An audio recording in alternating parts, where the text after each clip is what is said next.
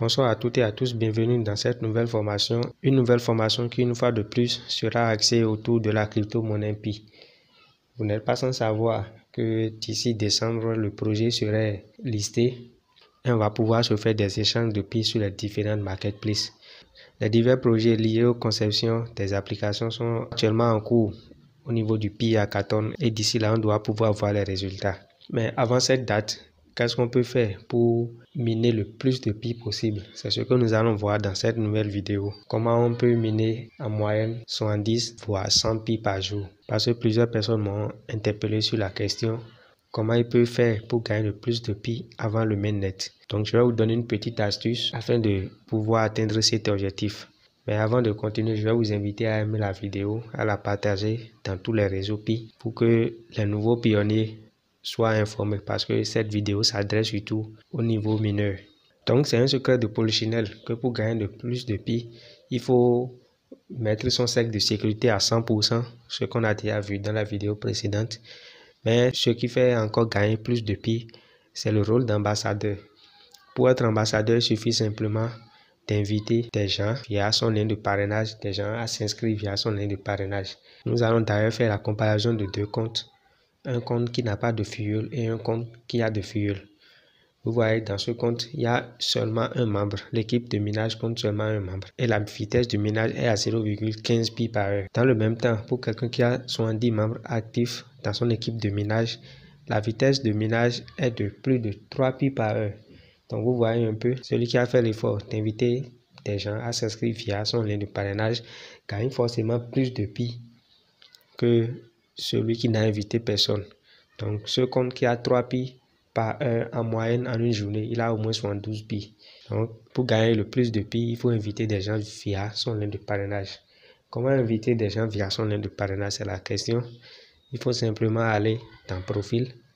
Vous allez dans le menu, vous allez dans profil et vous copiez votre lien de parrainage que vous communiquez à ceux que vous voulez inviter avec votre code de parrainage.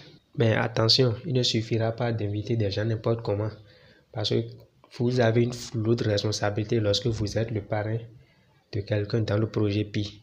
Vous devez l'orienter, le guider, lui montrer ce qu'on doit faire. Donc lorsque vous invitez quelqu'un via votre lien de parrainage, vous devez tout faire pour être en contact avec cette personne, pour lui apporter les bonnes informations en temps réel.